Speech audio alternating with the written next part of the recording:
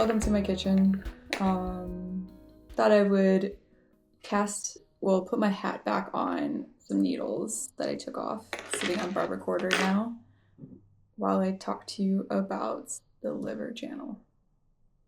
My name is Shamitra Roselle. I am a licensed acupuncturist in Northeast Ohio.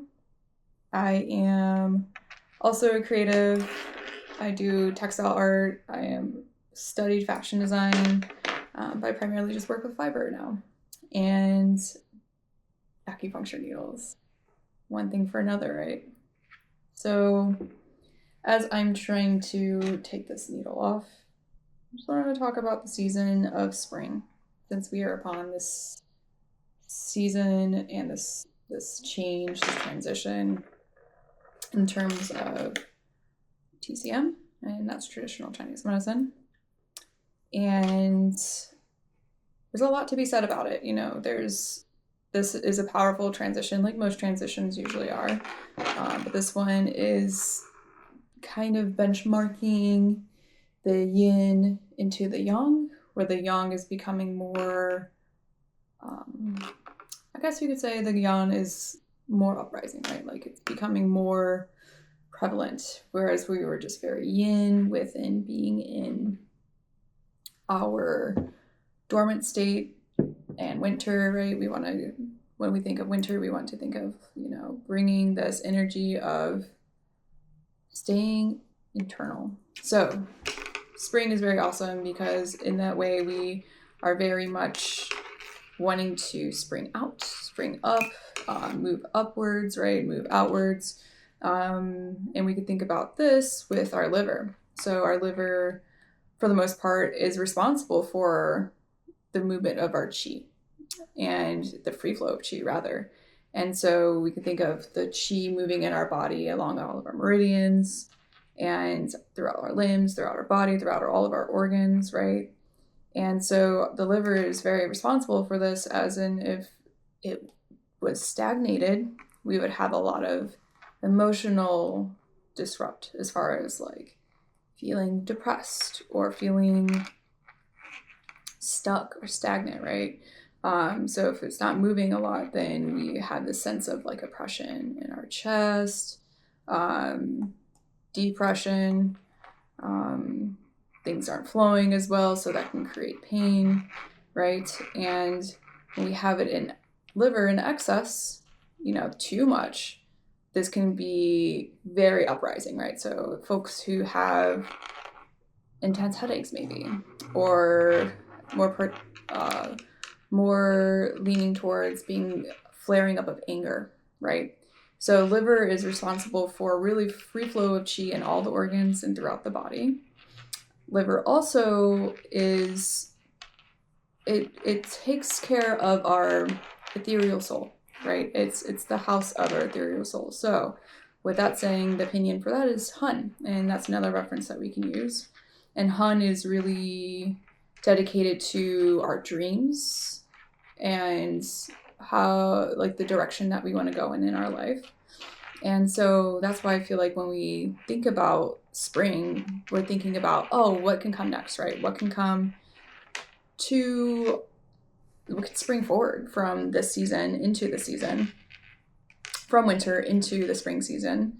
And you see a lot of people get more inspired, right? And, things come more to life, right? So, I think that's a really good thing to kind of think about as far as when the liver is being activated in the season. Liver is also responsible for storing blood and cleaning it as well.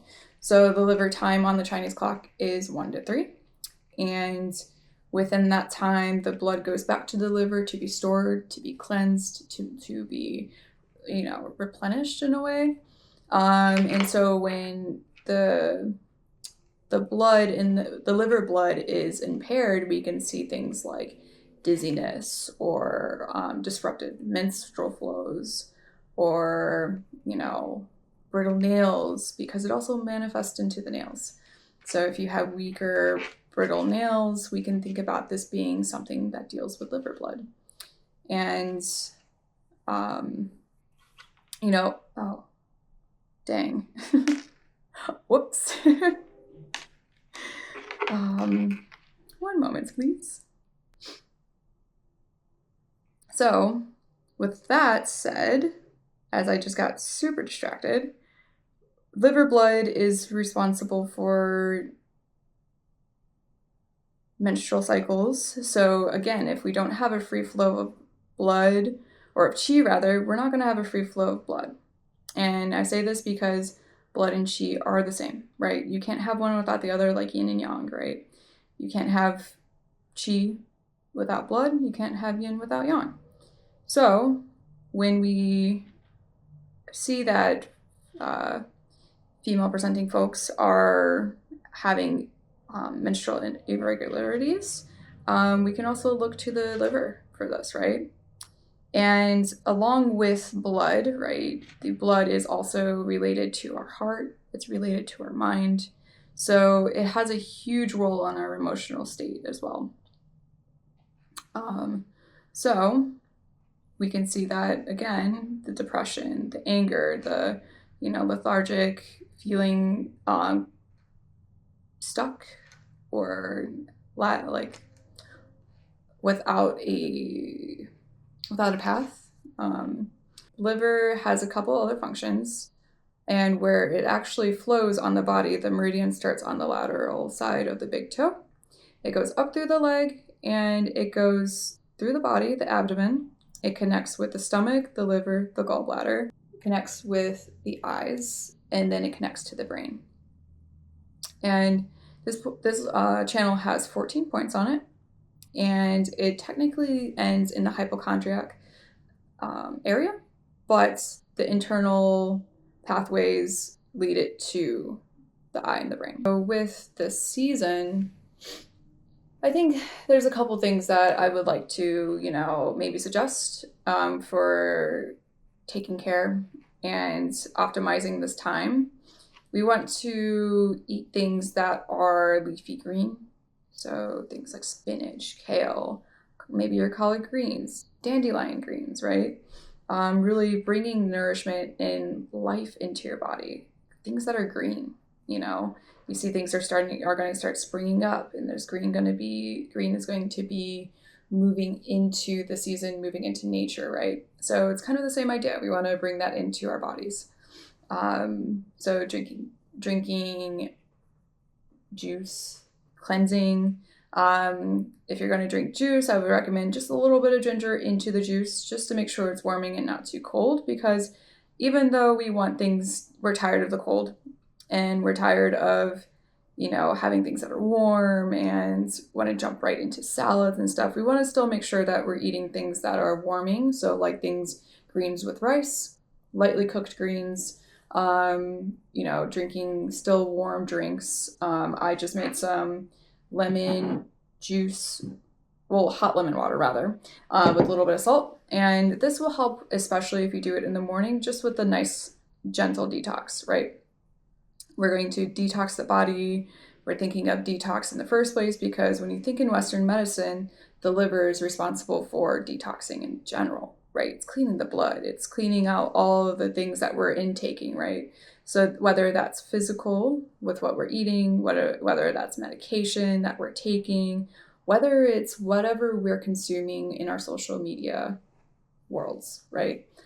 So maybe taking a social media detox or taking some time from that,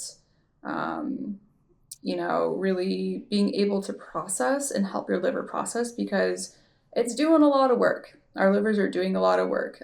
Maybe taking it some time.